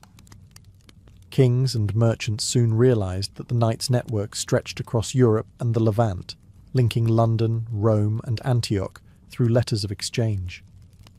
The Templars were becoming something far greater than a military order. They were a financial empire with a sword. Their reputation for honesty was their greatest weapon. While secular lords squabbled and defaulted on debts, the Templars kept meticulous records and honoured every contract. Their vaults were safer than any royal treasury, their word more reliable than any monarch's promise. Within decades, nobles entrusted them with not only their fortunes but their secrets, and so, while the Templars fought on the battlefields of the Holy Land, their real power quietly grew behind parchment and ledgers. They were no longer just soldiers of Christ. They were the accountants of heaven, managing both sins and silver with divine precision. The poor knights had found a richer calling.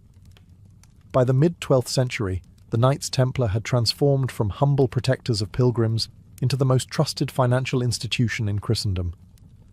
They didn't just guard the Holy Land, they guarded everyone's money.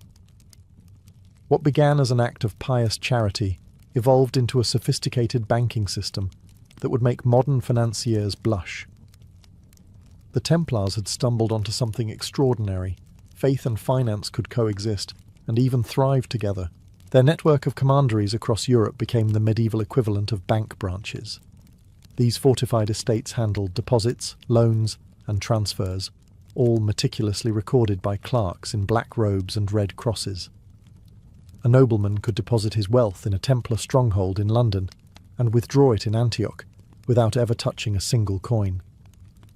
Their financial letters, early versions of bills of exchange, were encrypted with secret symbols known only to Templar accountants. In a time when illiteracy was common, the ability to read, write, and calculate made the Templars as dangerous as any army. But it wasn't just travellers who used their services. Kings did too. Monarchs found that the Templars could do what no feudal treasury could: manage, move, and multiply money safely. England's King Henry II used them to collect taxes, while France's Louis VII trusted them to transport funds for his crusades. In some regions, the Templars acted as royal treasurers, storing national wealth in their vaults. By the late 1100s, their Paris temple was effectively the financial heart of Europe. Even the papacy borrowed from them, a holy irony if there ever was one. Their system thrived on trust, and trust was their true currency. While secular banks rose and fell, the Templars operated under divine protection, or so it seemed. Their spiritual status exempted them from taxes, their papal privileges freed them from local laws, and their cross guaranteed safety even in enemy lands. A Templar letter of credit was as good as gold, and sometimes better. Still, their wealth was both their strength and their sin. The poor Knights of Christ had become lords of ledgers, and their order now controlled entire economies. Kings and popes tolerated their fortune, for now. But as their coffers grew, so did envy. In a world obsessed with salvation, the Templars had achieved something far rarer: liquidity. And that, in medieval Europe, was almost heresy. Across Europe, the Templar fortresses became more than military strongholds. They were financial sanctuaries. Their commanderies dotted the landscape from Portugal to Poland, functioning as farms, training centres, treasuries, and banks all in one. Each was built like a fortress, because, well, it was one, guarding both the sword and the coin. Beneath the chapels where knights prayed, vaults stretched into the earth, packed with silver ingots, chests of coin, and sealed documents representing unimaginable sums of money. The Paris Temple stood at the centre of this golden web. It wasn't a church in the traditional sense, but a citadel of finance, the medieval world's closest equivalent to a central bank. Behind its fortified walls, the Templars safeguarded the treasures of nobles, bishops, and kings. France's royal treasury itself was stored there, including the personal fortune of King Philip the Fair, a decision he would later regret. The temple's security was legendary. Records described keys held by multiple officers, coded locks, and inventories so precise they would make modern accountants weep with joy. But the wealth wasn't idle. The Templars were not dragons sitting atop gold. They were investors. They lent money to merchants for caravans, to lords for castles, and to monarchs for wars. Their funds built bridges, sponsored ships, and fueled the crusades themselves. The Knights of the Sword financed the Knights of the Cross. They had essentially become Europe's financial bloodstream, moving capital where the Church's conscience could not. Their influence seeped into every corner of society. A peasant might work Templar land without realizing his taxes funded a distant war. A noble might drink wine from a vineyard owned by the order. Even the clothes of a king might have been paid for with a Templar loan. Their power was invisible, but omnipresent, the quiet hum of coin beneath the noise of politics and prayer. By the late 13th century, the Templars were more than an order.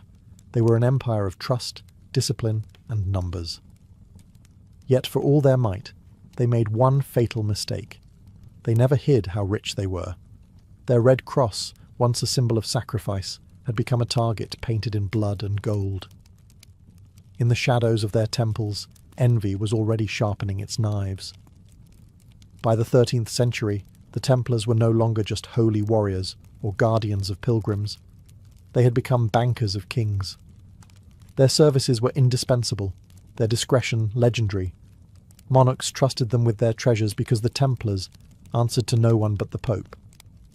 And when kings were forever in debt, which they usually were, the knights in white mantles became both saviours and creditors. Kings borrowed heavily from them to fund wars, build fortresses, and launch crusades that rarely went as planned. England's King John, infamous for his temper and tax habits, used the Templars to manage royal revenues and even store the crown jewels. Later, his son Henry III kept his war chest in the Templar Temple in London, guarded by men who technically owed loyalty only to God. The irony was delicious. Monarchs ruled men, but the Templars ruled money. France, however, was where the relationship became dangerous. King Louis IX, St. Louis to his admirers, adored the Templars and made them his personal bankers, using their Paris headquarters to finance his crusades. Their reputation for reliability became so solid that ordinary citizens began to deposit money with them too. In an age of instability, a Templar safe was the one place no thief, not even a tax collector, dared to touch. But that same reliability came with a subtle sting. The Templars didn't just lend to kings, they kept meticulous records of those loans. They charged interest through creative loopholes that technically didn't violate church law. On paper, they were rewarded for their services. In practice, they were collecting interest. It was clever, legal, and highly profitable. But it also meant that kings across Europe quietly became their debtors. This balance of power was unnatural in the medieval world. Monarchs were used to being owed loyalty, not gold. But the Templars had achieved something no one else dared: financial independence from any crown. They could bankroll a crusade or ruin a treasury, and that made them both essential and intolerable. While they prayed in their chapels and drilled in their courtyards, the knights were unknowingly tightening a golden noose around themselves. For kings, nothing was more dangerous than a creditor who couldn't be controlled, especially one who wore a cross instead of a crown. The Templars didn't just hoard gold, they hoarded knowledge. Their operations were shrouded in mystery, protected by vows of silence and symbols that outsiders could barely comprehend. Within their temples and commanderies, only a select few knew the details of their financial dealings.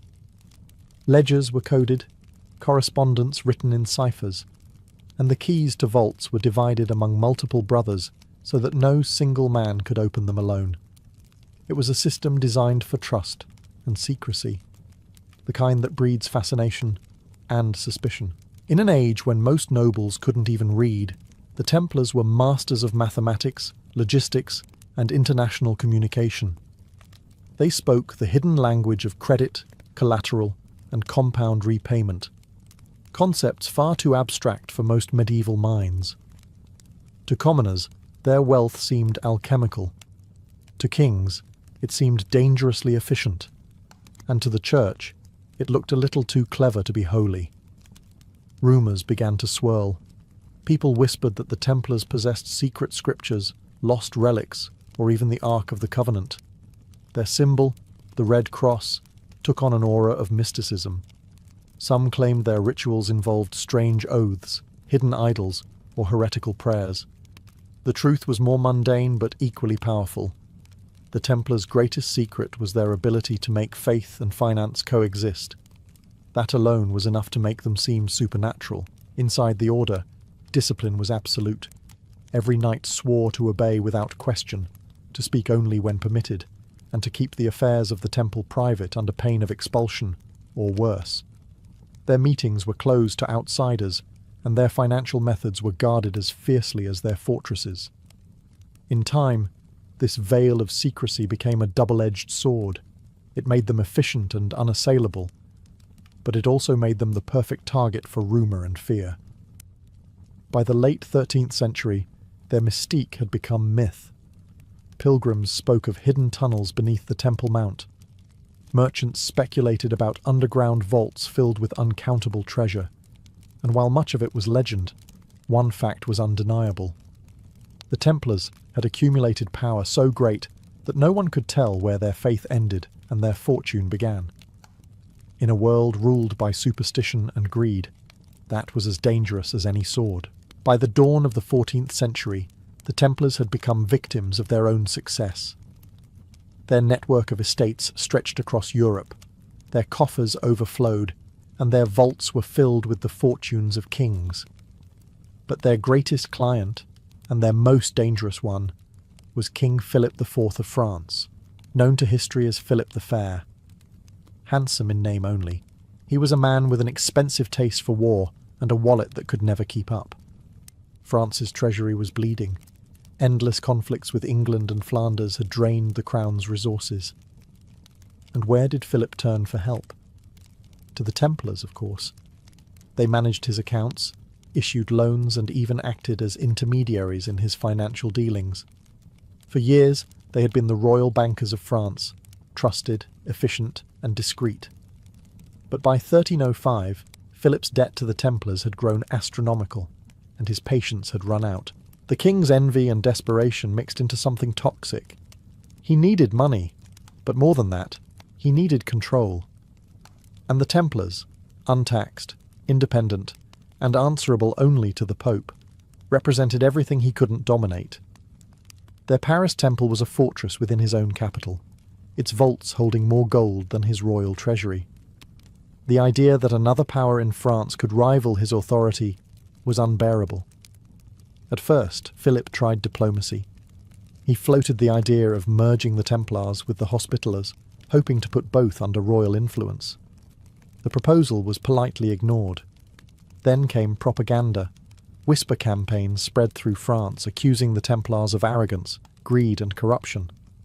People muttered that they had grown too rich for holy men, too secretive for comfort, too powerful for anyone's good. The rumours began as political tools, but they would soon turn deadly. Meanwhile, the Templars remained confident, even complacent.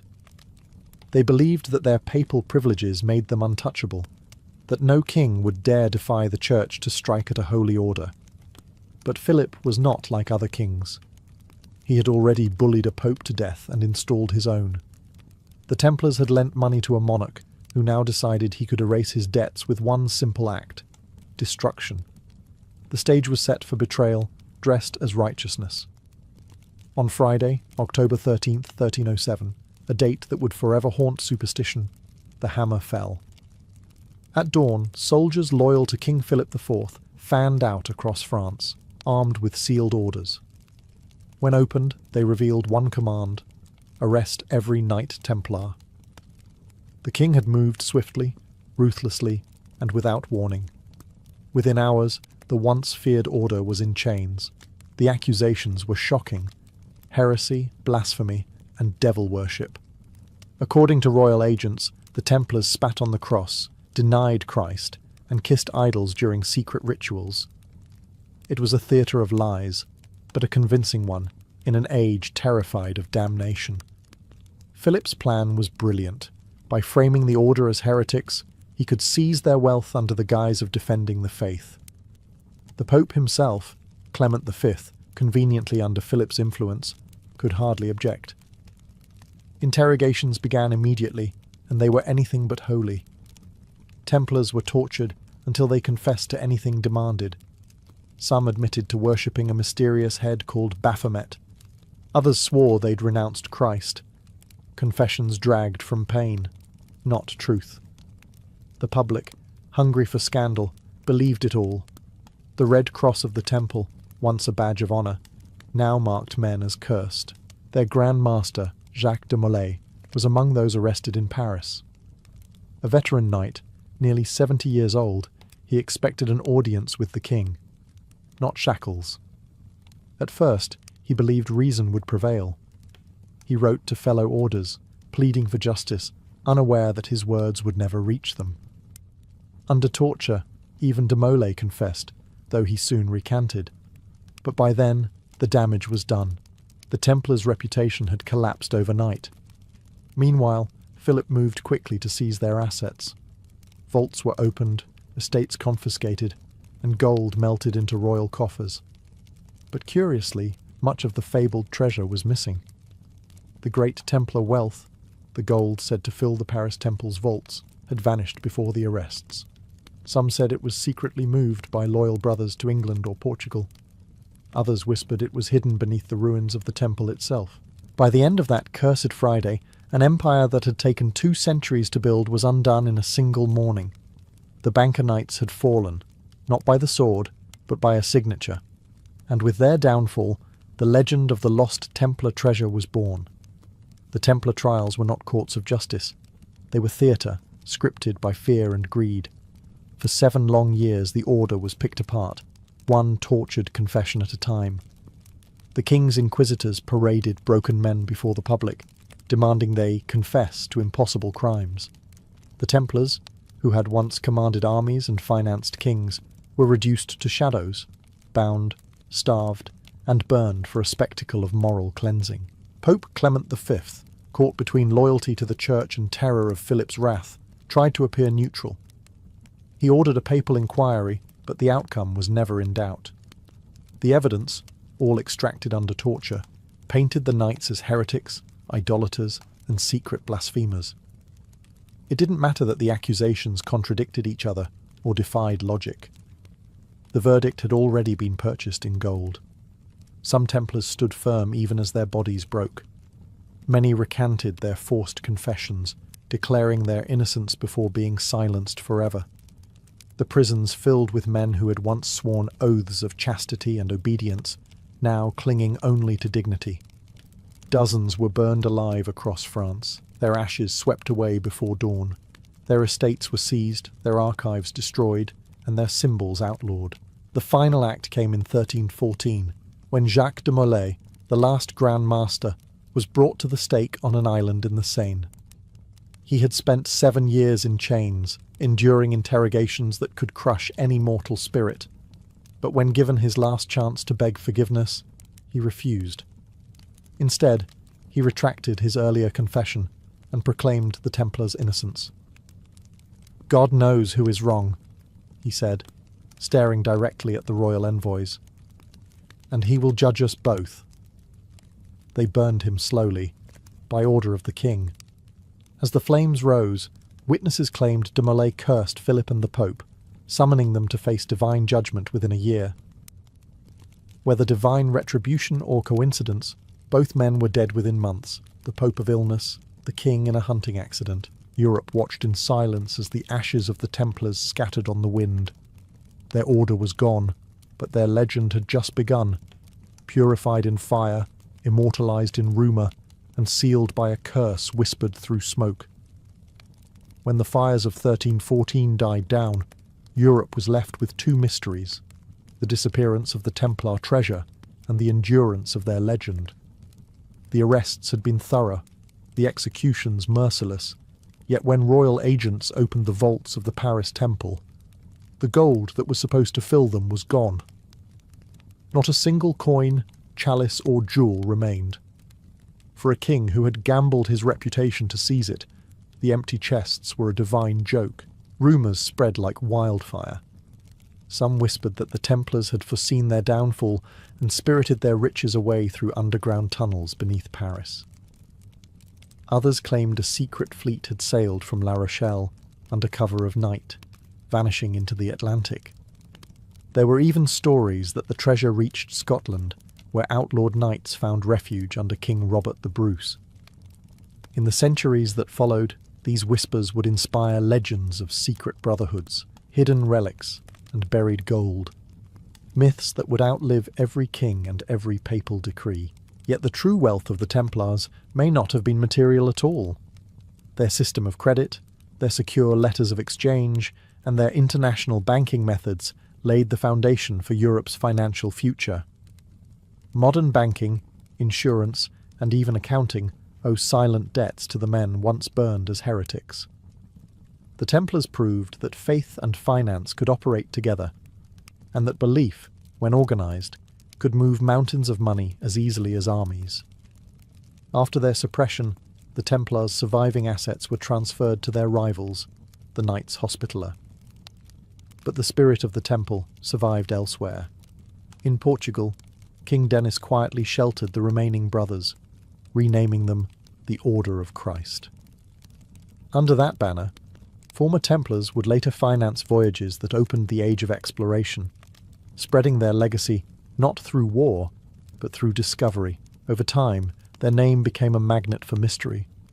From alchemy to Freemasonry, from the Holy Grail to lost relics, the Templars became the perfect blank canvas for the human imagination, a brotherhood both holy and haunted. Their story began with vows of poverty and ended with legends of impossible wealth. And somewhere between faith and fortune, the Knights Templar became immortal, their treasure perhaps gone, but their myth forever priceless.